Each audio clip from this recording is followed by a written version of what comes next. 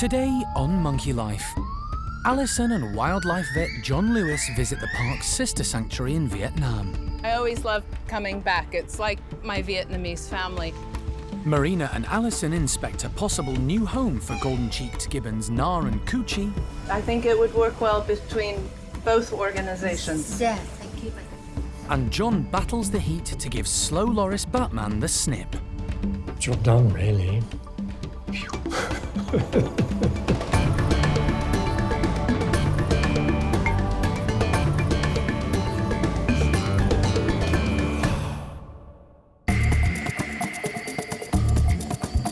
This is Dao Tien Rescue Centre in Vietnam.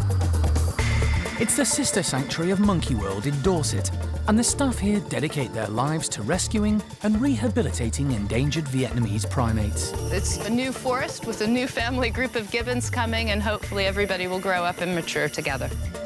It's a 6,000-mile journey from the UK to the centre, which lies 160 miles northeast of Ho Chi Minh City.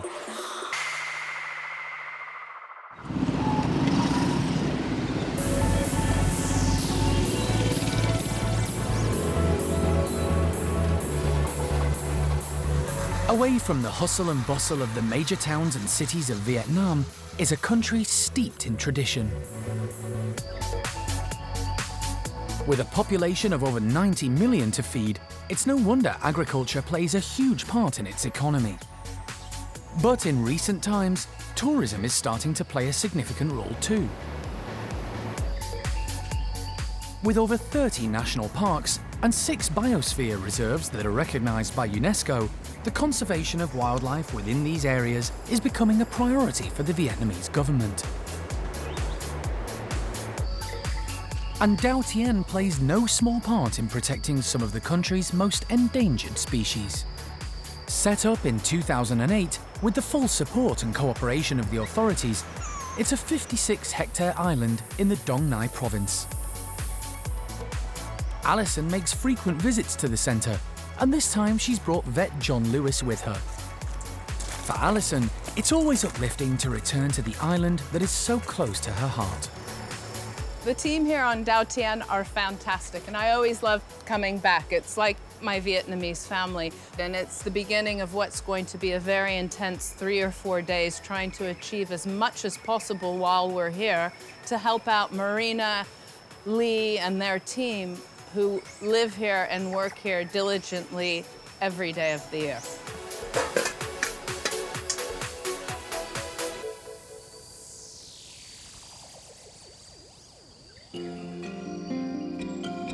Since Dao Tien opened, the team have rescued more than 100 primates, including golden-cheeked gibbons, black-shanked duklangers, and more recently, pygmy loris, a small nocturnal primate. But unlike Monkey World, the role here at Dao Tien is to rescue, rehabilitate, and then release the primates back into the wild. The idea is that any animals not able to be released will be found a suitable home, freeing up space for other individuals who can be released. Marina Kenyon runs the centre with her partner Lee. This is the core of Dao Tien. We're in the centre of the island. And this is our phase 1 area for gibbons. So we have at the moment over 20 gibbons here. This is where they come in, they do quarantine, we try to get them healthy, and most importantly, we give them gibbon friends. The phase 1 gibbons are health checked and assessed over a period of time. If they're deemed suitable and have been paired up, they can then progress to the semi-free forested areas on Dao Tien. There are 4 on the island, the largest almost 20 hectares. And it's here that the gibbons can start to build up their tree strength, getting used to swinging through the forest once again.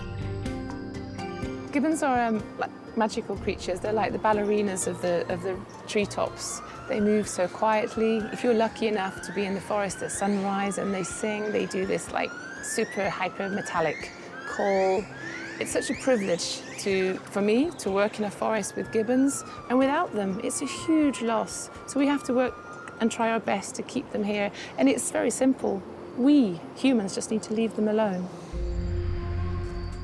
Not all of Dao Tien's gibbons make it back to the wild, however. Nha is a male gibbon who's been at the centre since the very beginning. He did make it into the semi-wild area, but the transition was problematic. The biggest problem with Nha is that he's fearless. He's not afraid of humans. And as gibbons grow up, they get enormous canines, so he's actually quite dangerous. He would quite happily bite you if he had the opportunity. He'd be very sorry about it afterwards, but damage will already be done. Along with his partner, Cu Chi, he's not suitable for release. A permanent home will have to be found for the pair. We're full here to capacity. We've said we can't take any more gibbons here until we relocate some of our unsuitable for release individuals, and we're sort of trying to stick to that as best we can. But in the meantime, Nha is about to undergo a minor operation. I would get that pre-med into him now. He's going to be castrated. This is primarily to stop Nha and Cu Chi breeding, but the team also hope it might calm the feisty male down. While John preps for the operation, Nha has already been given a pre-med to make him drowsy. It's a bit of a waiting game for the team, and so far the drug is showing little sign of affecting Nha. John will have to anaesthetize him the old-fashioned way. No change of plan and no change in the gibbon that's had the pre-med either. So we're going to go ahead and dart him. Darting a fast-moving gibbon, even in a small enclosure, is no easy feat. But John knows from experience it's all about picking your moment. And as soon as Nha's back is turned, he takes the shot.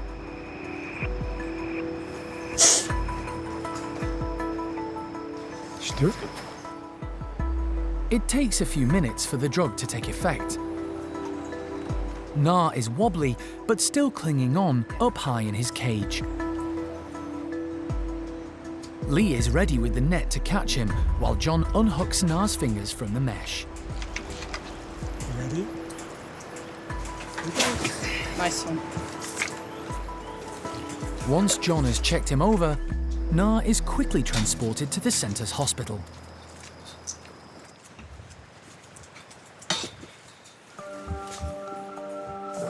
John needs to work fast. Giving primates anaesthetic is never straightforward, and in hot and humid conditions can be quite challenging for the vet team and the animal. 39.5. Well, we get another fan on him anyway, and then have the bucket of cold water ready. And I'll try and be relatively quick. Keeping a primate's body temperature stable throughout an operation is vital. The biggest anaesthetic risk we take really is temperature. And if they can't control their temperature, there's the risk that the body temperature will rise and rise and rise above what is acceptable. I need you to watch the breathing at all times. For John, this is normally a straightforward procedure, but the heat and humidity have made this operation far from comfortable. With Nha being closely monitored, John locates his testes. With a snip and a couple of stitches, the operation is complete. It's not particularly painful. He'll be on painkillers anyway, which is not because I think it's hurting him especially, it's because I don't want him fiddling with the surgical site. There's nothing more we need to do, and hopefully that'll calm him down. And that's the end of the story. The operation went well, and once Nha is fully recovered from the anaesthetic, he can be returned to his enclosure.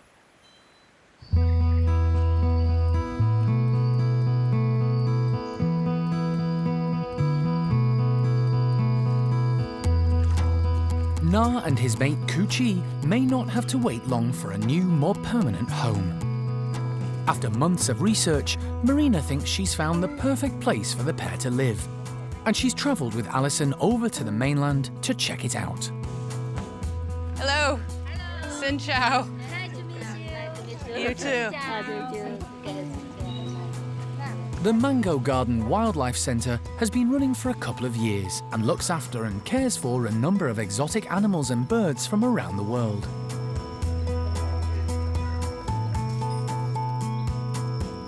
Marina has been consulting with them for the last few months, and the centre now has space to take in up to 3 pairs of gibbons from Dao Tien. Now, this is just fantastic because after so many years, if we can find a solution for those guys that can't go back out to the wild, it would be a godsend at this point. If all goes well, this will free up vital space on Dao Tien for the team to take in more gibbons that need rescuing, who can hopefully be released into the forested areas of Vietnam. I think it would work well between both organizations. Yeah, thank you very much. Marina has already made recommendations on how to fit out the enclosures with hoses and ropes, so the gibbons will be able to swing and travel high up off the ground, just like in the wild. And what would your time frame be on this? Well, when you say you are ready, we can come. So we just come 1 week before to prepare the internal, once the mesh is all good, and then the gibbons come. All good, Thank you. I think. The arrivals from Dao Tien will be phased in a pair at a time, although they won't be the first gibbons living at this centre. Hey, you guys. I see you, mister. It's a male and a female. The pileated gibbon, the male, if we get a chance to see him, he's just leapt to the tree behind, is actually from Cambodia. It's a species that comes only from Cambodia. So it's a little bit of an odd pairing, but at least they're together and being social and they seem to like each other. So far, everything is looking good. It's just what Alison was hoping for. This visit today has far-reaching effects, not just for the gibbons we're talking about, but for others that we don't even know about yet. And wow, amazing, big, beautiful cages. Really important that this works out, and I'm so pleased to see how wonderful it is. So, got everything crossed that this is going to go ahead.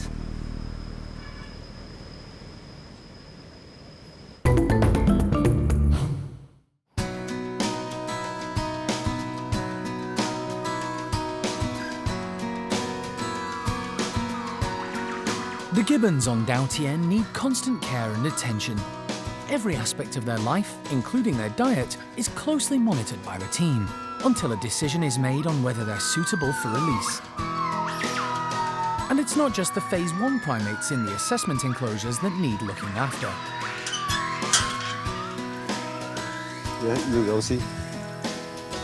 In the 4 semi-free forested areas on the island, the gibbons have their food supplemented. There aren't enough of the correct fruiting trees to support them all year round. This morning, keeper Kauai is feeding golden-cheeked gibbons Limwin and Misu in the larger 20-hectare site. They're now successful parents of 2 infants, Savi and Tai. But just 3 years ago, before they had their babies, they were released into a forested area in Nha Tien National Park, where a large, wild male gibbon heard them and attacked Limwin. He wasn't a match in size or attitude and couldn't protect himself. The team managed to retrieve the pair, and since then, Limwin has developed into a big, solid male, and the pair's bond has grown. They're a wonderful family and they behave like wild gibbons. They travel well in the forest. So they're pretty much ready now to go full release. We're just working on finding the right area, the right level of protection, and the right tree species there. Golden-cheeked gibbons aren't the only primates Dao Tien have successfully rehabilitated and released back into the wild.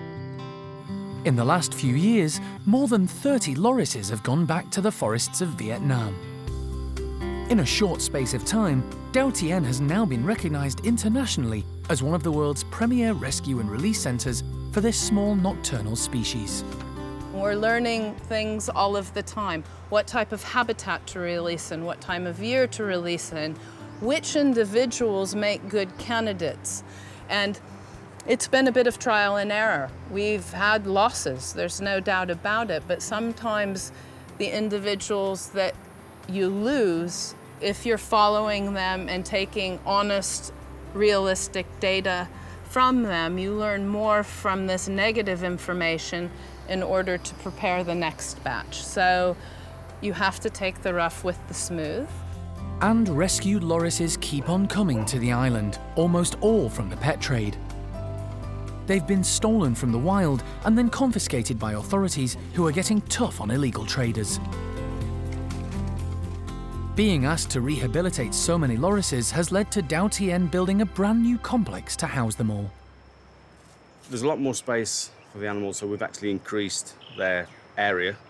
And for when we work, because we've designed it this way, we have a bigger working area, so it's a lot more relaxed. And it has worked with the loris are a lot calmer here compared to the old house. So yeah, it's working well. With so many lorises to feed and look after, the team are constantly thinking and devising new ways of enrichment to keep them more active through the night. So this is the feeder. As you can see, we've got 3 holes, and off each hole we have 2 channels. The plan is put the insect in, close the lid, that then just stops the cricket jumping out. But hopefully with these tunnels the crickets will come out, and hopefully it's a slow release. You know, they'll come onto the log. It's not directly there into the leaf. It's just a different aspect to try and get the loris to work for their food. Naturally in the wild, they're going to see a cricket. They're not always going to get it. In captivity, it's there, it's on a plate. More than likely, they're always going to eat that. So we actually have to control the amount we feed. Not all rescue lorises that come to Dao Tien will make it back into the wild. One such pair are Batman and Hope. Hope is the female half of the partnership, and she arrived on the island already pregnant. She's since given birth to twins, and Batman has taken all 3 under his wing. Batman and Hope are 2 loris that have been long-term in captivity before they even came to us, and then they've been here for a wee while as well. So they're really not suitable for release. They need to be fit and healthy, yes, but they also need to be mentally prepared. And we're not convinced that Batman and Hope have that in them.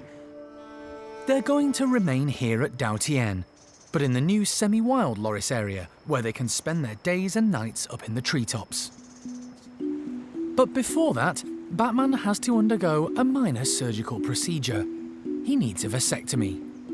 While the team are happy to keep the pair in the semi-wild, they don't want any more babies to look after. Space is at a premium here on the island, and it's vital there's room for the constant flow of rescued lorises coming in from the mainland. It's a first for John. He's performed vasectomies on tiny primates such as marmosets, but never a loris. The size of the animal and the hot and humid conditions he's going to have to work in could prove quite a challenge. If I'd done 1,000 loris, I could probably cut the skin and go straight to the vas. I haven't done any loris actually, so you have to dissect your way around the area under which you've cut to locate the vas, and that's a bit more fiddly. With Batman anaesthetised, John gets to work. But it's not easy, and locating the tiny vessel to make a cut is taking time. There are so many tiny veins and tubes, it's hard to differentiate between them all. That feels like a vas to me. At last, John locates the correct one. Because it has a very muscular wall, it's rather rubbery. Now the decision now is whether we tie off both ends of it or not. He ties the tube in 2 places and then severs between the ties. Next, he needs to repeat the procedure on the other side. But now he knows what he's looking for, it's a lot quicker. Job done, really.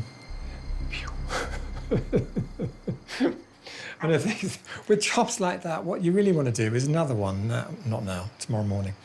Because what you learnt on that, hopefully you can make the next job more efficient and quicker. Because it may be another N years before we get to do another loris. Batman is given 24 hours to recover from the operation. The following evening, Lee prepares to move the whole family from the new loris complex to the semi-wild area. Post-op, he's looking very well. Myself, Alison and John had a very good look at him today. So we're all happy. So this is why we're doing the move now. They'll be put into a holding cage in the middle of the semi-wild forested area for at least 24 hours. There, they'll be able to get accustomed to the sight, sounds and smells of their new home. It's easier to move the lorises while there's still a bit of daylight and they're still sleepy. Lorises are nocturnal animals and won't come fully active until it's dark. Lee releases Hope and her 2 babies first. Still clinging to Mum, all 3 head up into the branches and leaf shelter of the holding cage. On the other side. Batman doesn't put up much of a fight either. Perhaps he's anxious to be reunited with his family. Yes, looked okay. Or still feeling sorry for himself following his operation. There he goes.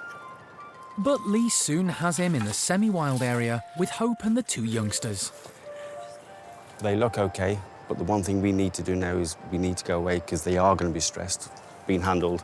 Very stressful for any primate, especially loris. So we've had a quick check. They're all good. So what we'll do now, we'll move away. I'll speak to the guy who's working with them tonight, and we'll just do regular checks throughout the evening.